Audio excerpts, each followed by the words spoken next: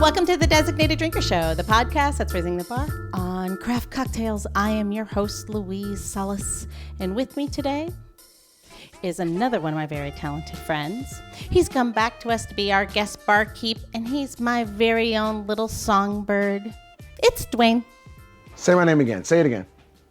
Dwayne. Like it. Love it.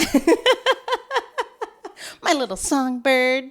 Dwayne, I'm going to take you back in time. We're going to go all the way to the North Shore of Oahu. There was a young native man named Joseph Kekuku. And he was related to Moana of Motoi? No. But he was attending the very prestigious Kamehameha School for Boys. And while only a high school student, he had a stroke of genius, which led to an instrument that would actually go on to change the American music landscape as a whole. The story goes, one day while walking down the railroad tracks, Kekuku picked up a railroad spike, and he put it in his pocket, as one does. And later, after returning back to his dormitory and just strumming his guitar, he was struck by inspiration, or maybe he was pricked by inspiration, or maybe it was just simply that spike in his pocket that he forgot about that poked his leg. Anyway, he proceeded to pull that said spike out of his pocket, and he did something kind of unusual. He decided to run it across the strings of the guitar as he strummed. This accidental and rather curious act would lead Kekuku to modify his guitar. And after several rounds of refinement, he eventually introduced the world to the steel guitar, the instrument that is credited for changing the sound of modern music, which goes to prove you never know when inspiration might spike. And all this talk about music brings me to today's designated drinker. She definitely knows way more about music than I do. So let's just introduce her, shall we? She is Kelsey Ryan, the country singer-songwriter behind the album The Trigger. Welcome to the show, Kelsey. I'm so excited to be here with you guys today. Thanks for having me on. Oh, no, thank you. Thank you for being here. So please tell me, what inspires you? I'm assuming it's not a little railroad spike. So what is it that inspires you? A broken heart. What inspires your music? A broken heart. That's all it is, a broken heart. Well, oftentimes it is a broken heart. For me, it's all about storytelling. Always, always, always. While a lot of the stories in country music are famously about pain and heartbreak, they're always about real people in real life situations, dealing with things, without being overly flowery about it. It's really something that the whole world can relate to in a really great way. So I grew up with my nose in a book, and then, started to write my own words in books. And that's what really draws me to country music, especially since it surrounded me growing up. I grew up in Texas and Tennessee, listening to the greats like Dolly Parton and Loretta Lynn and, Willie Nelson and Merle Haggard, who just knew how to tell a story with just, 3 chords and the truth is what we say. Oh, that's cool. I will say when I listened to your music, when you said that you were of that genre, I was like, I don't know an awful lot about country music. So when I told Janice, who everyone knows, Janice is our producer, she's coming on the show. I'm like, when you meet her, and we're all meeting across Zoom, of course, when you meet her and you hear her music, it doesn't necessarily match because you're such a young person, but then you hear your music, it's so soulful and feels like you feel like you're much older than you really are in the music. It's very lovely. I apologize. I don't have this experience. Yes, I've met you now. I want to feel your music. Yeah. Well, absolutely. We can make that happen. Oh no. Right now. Oh, he's got demands. Are you ready for that? I don't know. I'm ready for it. My mama would tell me it ain't what ladies should do to drown out my sorrows and sing about it too. But if whiskey can work for Hank Jr. and Merle, then there ain't no reason it won't work for this girl. And these songs about whiskey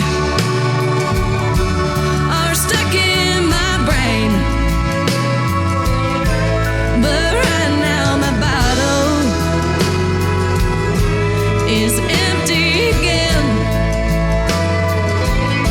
So I'll just sit here and listen to that old country twang, hoping songs about whiskey will drown out my pain. Your voice is amazing. Is it not? Her voice is. It is. She's got such a soulfulness to it, and an age to it that you don't expect when you look at her. Like the voice. You like close your eyes. You are definitely, a much older woman. And I mean that as a much older woman as a compliment. I'm just tricking you all. I got a portrait of myself in the attic. Keeps getting older. So tell us, what is that inspiration behind the music? I know you writing is first and foremost, I'm assuming from our conversation, is first love, yeah? Absolutely. But I'd say the inspiration behind most of my songs is deeply personal. I think you can't tell real stories without allowing yourself to be vulnerable in them. So my first album, actually called The Trigger, which includes the Songs About Whiskey, is really very connected to a pretty difficult time in my life when I left my ex-husband, who was not a very nice man. So a lot of the album deals with coming to terms with all of the bad things that had happened in that relationship and coming out of it and learning to be myself again as a independent woman. So it kind of spans the gamut from truly heartbreaking songs like Dwayne mentioned to absolute pure sass. Yeah. So it's a lot. It was a lot of fun to make as my first full length record. I learned a lot making it, but it was very derived by that one central goal. So when you perform, and you know that this music is obviously from your soul, it's very authentic, which I think is beautiful. I think that's often missing through many genres of music, whether the authenticity and that real space, which seems to make music become great. When you perform it live, is that harder for you, or do you go into another space? Do you become a performer? It just seems like that would be such a raw, some of this music brings up those raw emotions because they, like you said, it's authentic. How do you deal with that like on a stage? Well, there is an element of being on stage and performing and just feeling totally at home up there. But there's also the element of repetition. When you're promoting an album and you're playing the songs over and over and over again. And over time, it begins to be easier to get them out without it overwhelming you emotionally.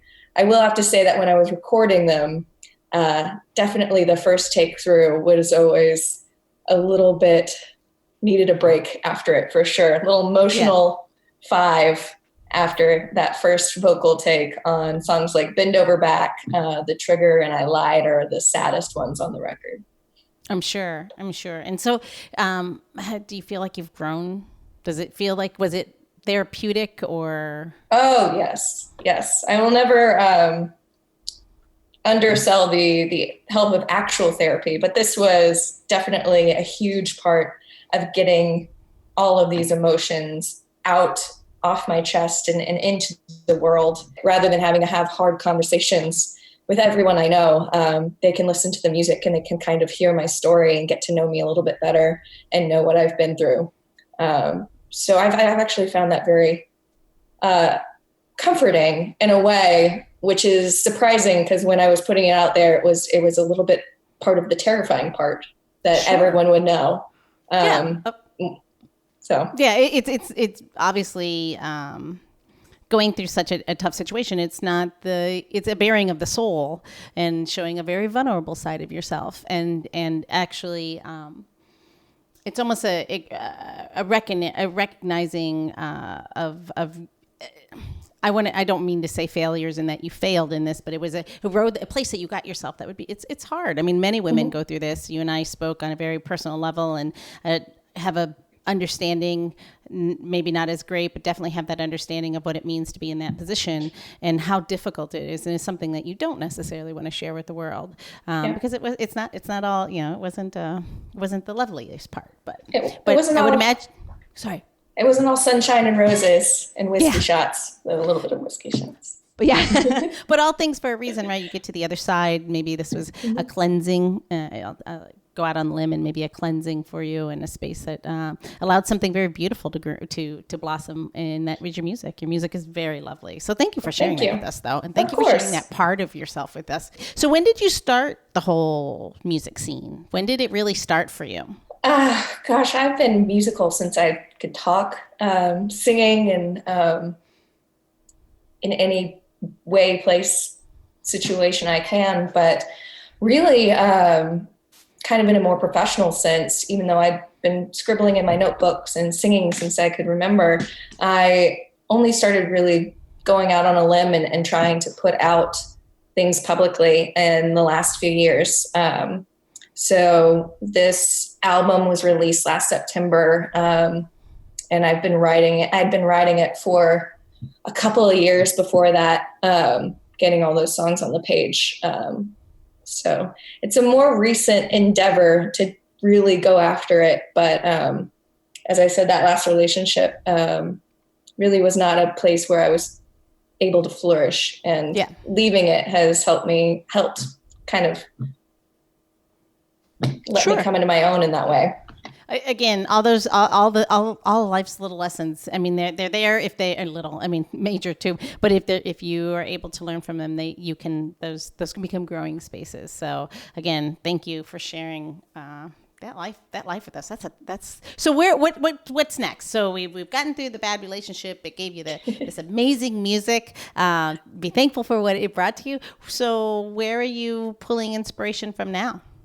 It's still coming from very personal spaces. It's just not one catalyzing event at this point. I've got about 12 songs in my book that are derived. Do you have a song about how hard it is to sing with a mask on? I don't have a song about that.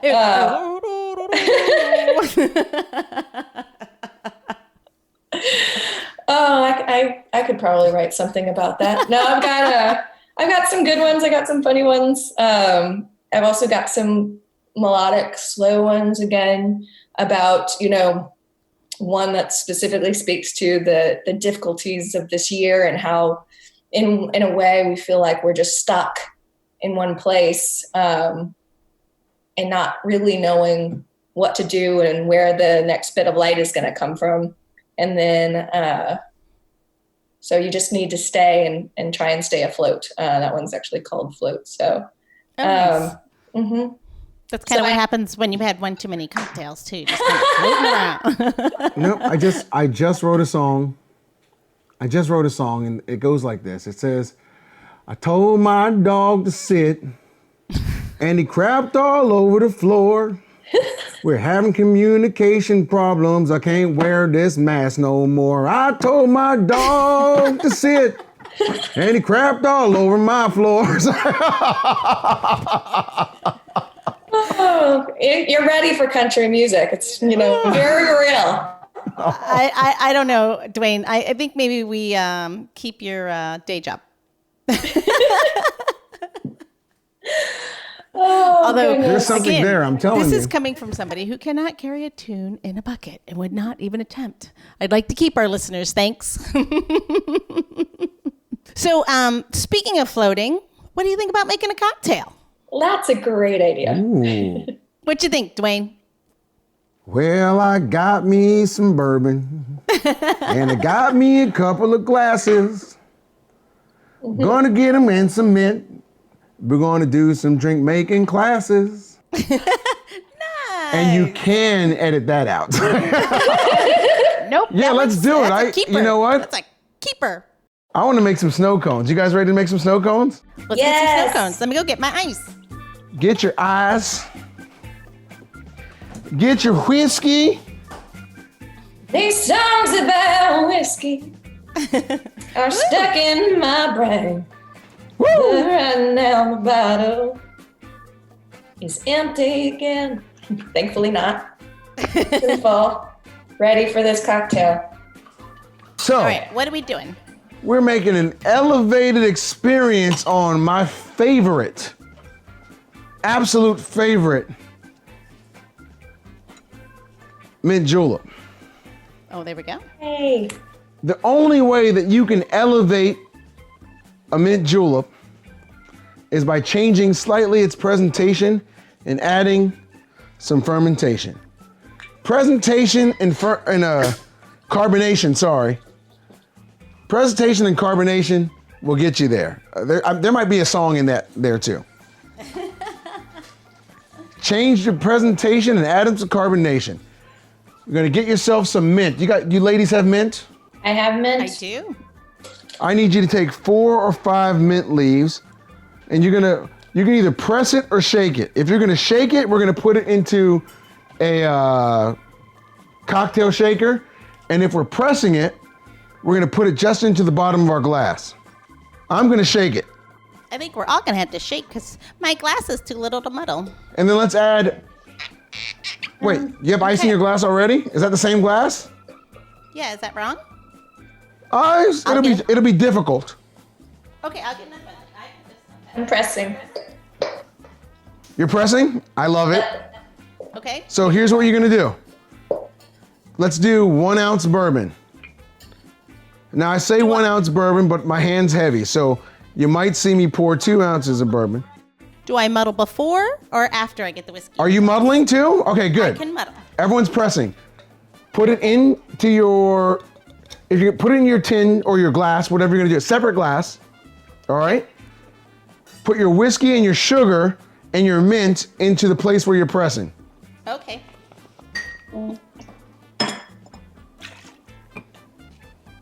And then you guys press.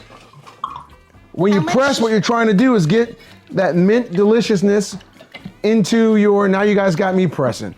So how much sugar am I putting in this? 1 ounce of that. Are you using simple syrup or sugar? I'm using simple.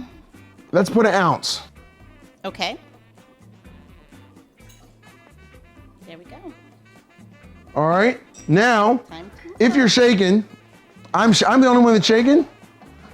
I won't shake. shake it, I baby, press. shake it. I won't press.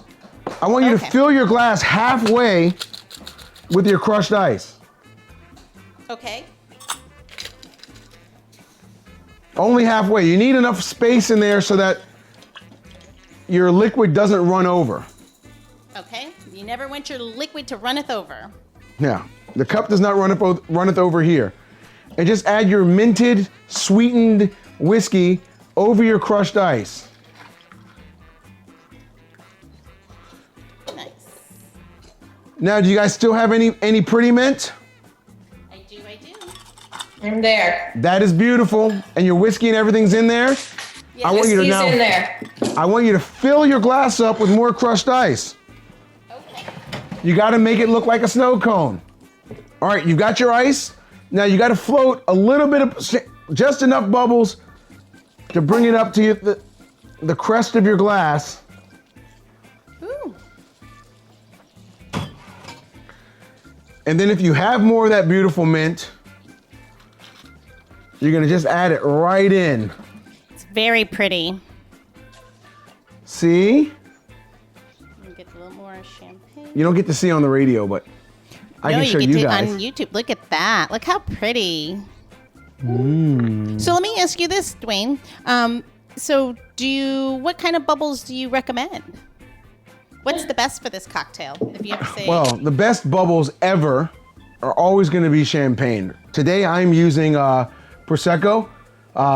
Still done with the champagne method, different grapes, but still beautifully dry and affordable. So when I make Yes. cocktails, I love to use Prosecco. I grab a bottle of the Cinzano Prosecco. Very nice. Delicious, beautiful. Let's try our cocktails. What do we think? Oh, so good. So, Chelsea, do you usually put champagne in your whiskey? No, I don't. This is a new experience for me. That's two separate drinking occasions. I have a very go-to cocktail when it comes to whiskey. Which is? What is it? Put in glass. So awesome. I'll share a story with you. Are you guys familiar with Jimmy Russell? Jimmy Russell's the master distiller and head of the of Wild Turkey. Okay. And he tells a wonderful story about how to make the perfect mint julep. And it starts with waking up early in the morning and walking over the hills to go and collect the mint where it grows naturally and wild near the limestone filtered waters in Kentucky. And you have to get some ice. You have to purchase your ice. So there's no way to get this lake ice anymore that was cut from the lakes. But if you can get reasonable facsimile of this clear cut ice, you get yourself a good 6-inch by 6-inch cut of clarified ice. And you get your fresh wild mint and get yourself some Russell's Reserve 10-year bourbon is what he recommends.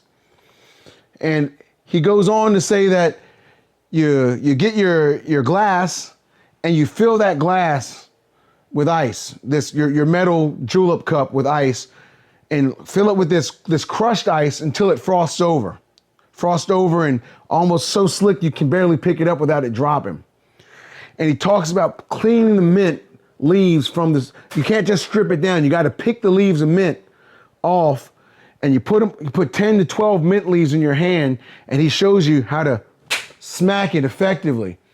And then rest those in the bottom of a glass and gently tamp it with the muddler and a little bit of sugar. Then he says, once you have your ice cold frosted glass and your mint bruised and in the sugar, he says what you want to do is push all that shit aside and pour yourself a Russell's Reserve neat and enjoy that. My kind of man. So he's on the same page with you. I got to visit that distillery a couple of years ago. I got to do the whole bourbon trail. Oh, nice. Yeah. Nice. Amazing stories on that bourbon trail, no matter where you end up.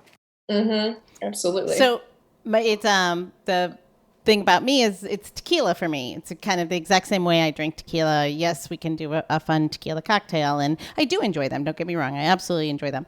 But really, the way I'm drinking it, just where I'm drinking it is, I really would prefer a really beautiful tequila on a bit of ice and maybe some water on the side, because it just really appreciate.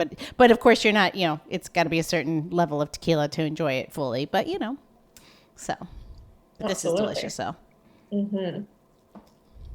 So a little bit of housekeeping. Dwayne, where are they going to go to get this recipe? I don't know where they're going to get this recipe, but they should probably check the designateddrinker.show. Wait, what was that address? I need you to listen because it is the designateddrinker.show. Yes, so you're going to have tips, how to, and tricks on to make this cocktail, plus all the other ones that have been all of the other episodes.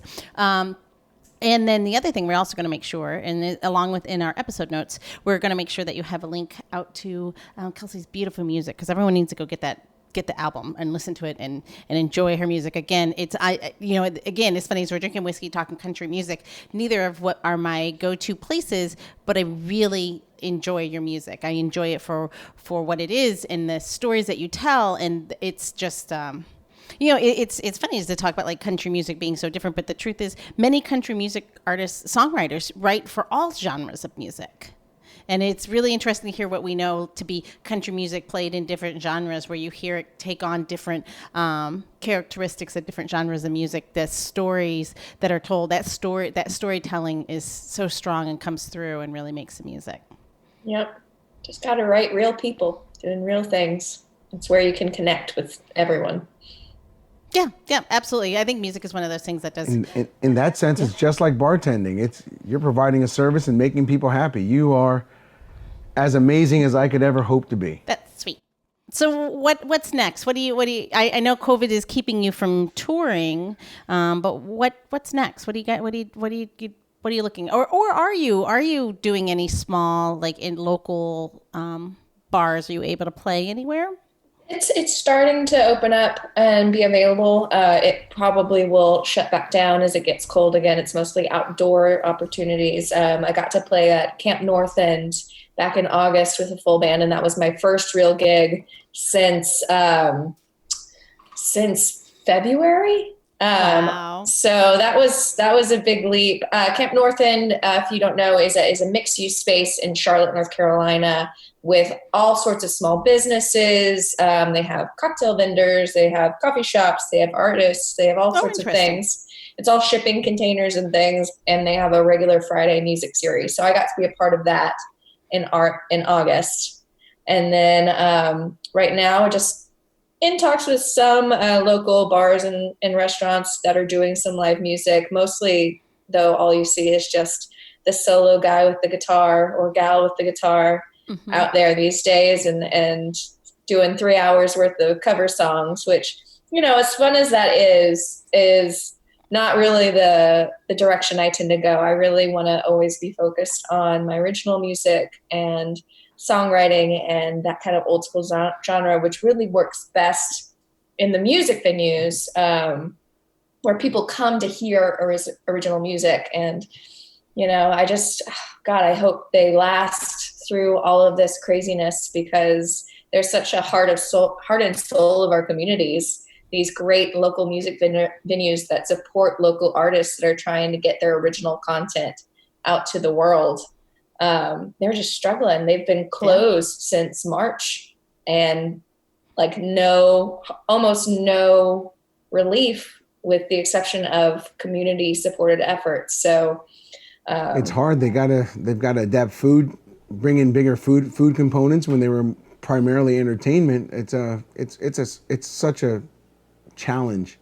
Yeah, a lot of them down here have just been fully closed. Some of them have been doing really creative fundraisers, though. For example, right now, the neighborhood theater, which is 1.5 miles from my house, is in the process of doing an Instagram-based art auction where they got donated pieces of art.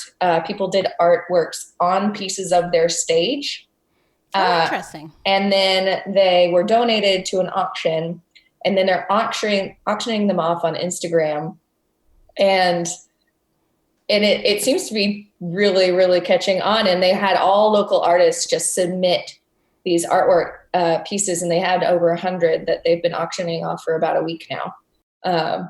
In our neighborhood, they're doing drive-in theaters. They brought back the drive-in theater, and they're making it out of an area that really isn't a drive-in theater, but they're big blank wall and showing these classic movies. I think it'd be a great way to hear music again. The creativity that's coming out of this, though, it is so amazing. I have another friend who purchased a FM transmitter that can connect to people's radios, and he can connect it to his sound system for playing a concert. So they're doing this weekend, they're going to go out in the middle of Lake Norman, which is the big lake near us, and they're going to play a show on a boat, broadcast it in the local area for FM. Oh, that's so awesome. Little boats can gather around socially distant and tune their radios to the right station and listen to the live band play. I think that's how they're doing the sound in the makeshift movie theaters, because obviously these aren't spaces that have the little speaker that goes in your window anymore. It's all through an FM radio station that you just tune into. Amazing. That's great. That's it makes you feel good that there's at least some normalcy, and you're kind of getting to be able to commune or to be a part of a community again, that we're all desperate to be a part of. Absolutely. I think the closest I've gotten to really playing and feeling connected to people playing has just been the small times I've gotten a few people around my fire pit in my backyard and grabbed a guitar. So I'm desperate to go play some larger shows. So, Dwayne, you ready for a road trip? We can go down together and we can go sit at her fire pit while she just serenades us. She's going to make me cry. If you could sing with anyone, dead or alive, who would it be? All right, and remove me from the list. Dolly Parton. Remove me from consideration. I don't want to steal anyone's thunder. So Other than Dwayne. Dolly Parton. Still Number Dolly one. Parton. Yeah. Dolly Parton, number one. Brandy Carlisle, second, who is very much alive and amazing. Well, Dolly's still breathing. I know Dolly's still breathing. Of course, I mean, please. She is my queen. So what would you sing with her? But oh God, Dolly. I think I could just die if I got to sing "I Will Always Love You" with Dolly Parton. wow. I could just end my life at that point. I have peaked. There's nowhere to go but down from there. So I will tell you that we took the show to Lake St. Louis on our way to NOLA, on our way to Tales of the Cocktail. And we stop in Bay St. Louis because Gina has a really good friend. And so we go and they have this really cool art store. But these two really innovative women living in this small town started Dollywood. I can't remember now. And it's a festival all about Dolly Parton, and it's on her birthday. You mean January 19th?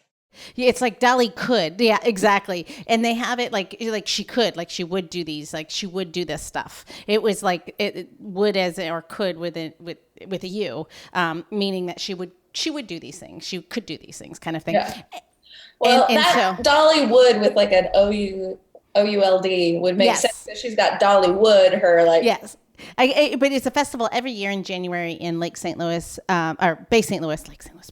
January 19th, Dolly's birthday. Yes, I know it. Must be. And so they go every year, and there's like impersonators come from everywhere around the world, and they kind of flood into this tiny little town, and it's become a huge thing. And they don't know if it's true or not, but they have sightings of Dolly that they think that she's come through and just at least checked it out. So there's a young lady that recently, I don't know how recent it is because YouTube, but posted a cover of the Cardi B Megan song WAP.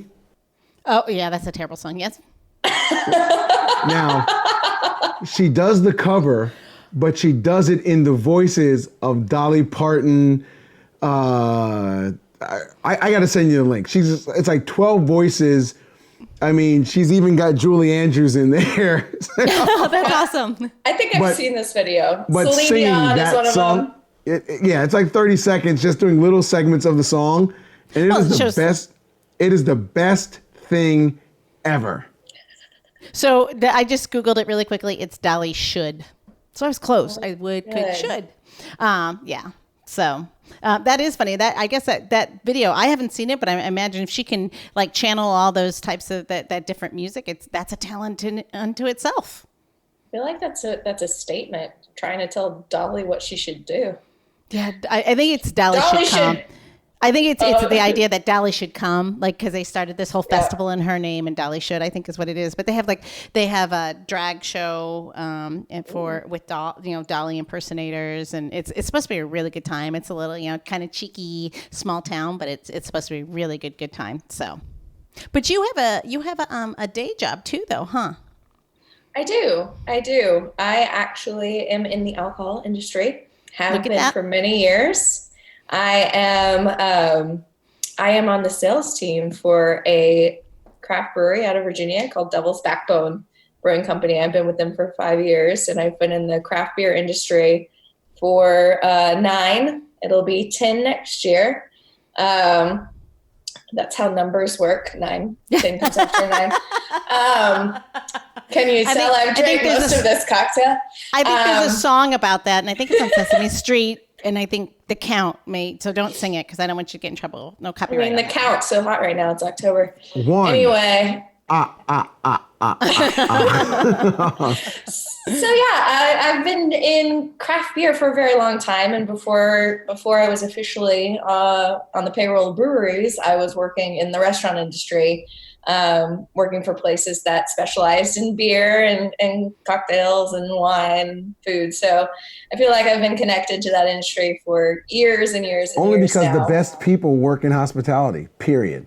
I agree 100%. 100%. I have so many friends from that, from hospitality industry and from the beer industry. It's absolutely wild. So And the I will second say best it's one of people- the hardest working industries. The second best is marketing. I'll take that. I don't know. I always say for in advertising, lobbyists keep us from being on the bottom of the barrel. Let's be honest, because we're definitely our love is for sale. I would say that, but what I was going to say is the food and beverage industry is one of the hardest working industries and working really hard through COVID.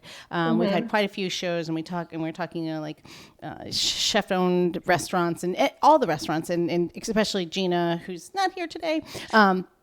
But just talking about how to pivot and what they're doing to keep the doors open or try to still, I mean, the hospitality side of it is true. It's not just making a buck. Obviously it is, because they're not in it for charity, right? It is a business. But how everyone's just working so hard to be able to maintain jobs for people. Oh man. Yeah, absolutely. I still have a lot of friends in that industry, and they're just, at least where I am in North Carolina, many of them have been able to get back to work, but it's always a little bit stressful, given and that, on a limited basis too. I mean, even though they are, so when you go into the restaurants, be nice, wear your mask, obey the rules, understand that there are magnificently. Yes, If you and don't complain. cannot And when you tip- see numbers on that menu that are starting to rise a little, it's because they have to. It's And because if they're you working can't operating tip, on just half stay of home. their It's tables. okay. What's that? If you can't tip, it's okay to stay home. Exactly. Yeah. It's part of the and you're right. And a lot of those people are a lot of people in the US are actually struggling themselves. They're not pulling their full paycheck, or worried about what the next thing that's coming. So you're right. If you can't tip, stay home. Yeah, if you can't tip, I mean, what people don't realize is when you don't tip effectively, I'm not talking about 6, 7, 10%. I'm talking if you're not tipping effectively, your servers are paying for your meal. Yeah. Yep. Your servers are paying for your meal. Yep. That's one thing I've been wondering is, like, in this new space, here we go on and on, going down this rabbit hole, but who's going to teach the general public the new rules of engagement? Like, before all of this, we understood, like, you tip 20% to start, I mean, some people struggle to get to that point, but you also know maybe some places you need a reservation. Maybe sometimes places you can't get a reservation, but you're going to stand in line and wait. All of the things that you anticipate going in and the rules of the game, right? Mm-hmm. Now that we have other things that we have to consider, we need to be able to make sure that we're telling people there are new rules of engagement. I almost want a decal to put on restaurant windows that says on the window, 22% expected. That might be a new T-shirt. We're gonna put it out. 22% expected. And with my history in the restaurant industry, like, I am incapable of tipping below 20%. Like it feels like to me, if I'm giving you 20%, that's like a sign that I know you did a shit job on purpose. You need to try harder. Yeah, 20% to the cent. It won't go below 20%. It's my typical tipping is like way above that. And 20% to the cent before tax. Yeah. You screwed up. All right, Dwayne, it's time. In life, people that care about other people, hospitality, genuine people, we empathize. But in order to empathize, you have to identify, right? You have to recognize before you can project. You can't help someone if you don't have an understanding. Part of that understanding is looking inward. The kids today, I see they have a way of coping with this, a way of doing it internally. They come up with these spirit animals. I think it's something from watching this show Airbender or some kind, I don't know where it is. But if I say spirit animal, does that mean anything to you? where these kids identify with some other beast that represents them. So like your spirit animal could be like this butterfly. What's that? Yep. They could be a jaguar, it could be a butterfly, it could be a Butterfly, whatever it is, whatever identifies. But I am not a child. You are not a child. But you're a hospitality professional. I wonder, in terms of ingredients, in terms of application of ingredients, what is your spirit ingredient that you can identify with? Okay, my spirit ingredient. My spirit ingredient. I'm gonna stay on point here and say is whiskey, because I can burn a little if you're not ready for me, but I leave you feeling warm and happy. Ooh, she shut the door on that one.